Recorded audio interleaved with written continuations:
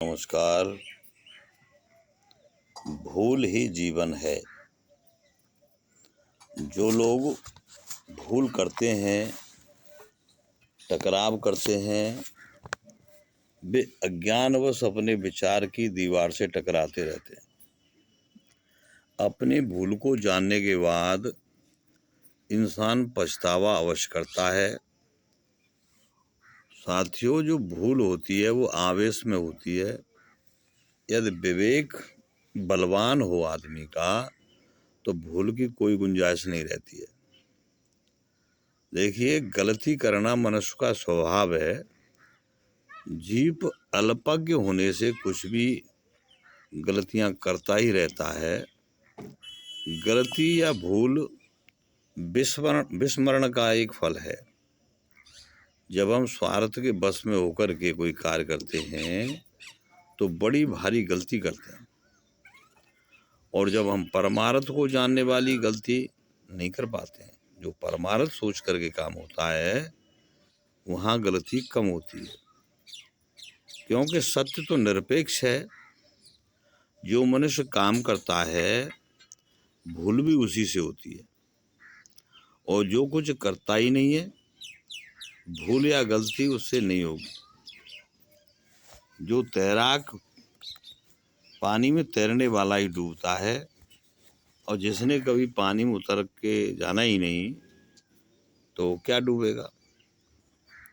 जीवन और कर्म तथा भूल का बड़ा ही गहरा संबंध है। आज जो सभ्यता और विकास दिखाई दे रहा है वह सब एक विचार या कल्पना से ही आरंभ हुआ है। जैसे शरीर में भूख है, वैसे ही भूल भी मनुष्य को खतरों से सावधान करती है। भूल करके ही मनुष्य अपने को कसौटी पर कसता है। यदि कोई कार्य में कसर या कमी बेशी दिखाई देती है तो उसे मानव जो जानकार है उसे संतुलन में लाता है। राही कभी मंजिल की तलाश में मंजिल से आगे भी निकल जाता है, कभी मंजिल से पीछे रह जाता है, कभी उसको हार का मुख देना पड़ता है, कभी जीत का मुख देखना पड़ता है। किसी वस्तु का सही ज्ञान न होने के कारण उस वस्तु की जो प्रक्रिया है वो उसको नहीं समझ पाता है, और अज्ञान के कारण रस्सी में सांप का एहसास होकर के आदमी भयभीत हो सकता है। किंतु प्रकाश के उदय होने पर जो डर या भूल दिल में बैठ गई थी वह सब तितर बितर होकर के वह व्यक्ति सामान्य स्थिति का अनुभव करके सहज हो जाता है। तो जीवन में भूल भी आवश्यक है। भूल से आदमी सीखता है।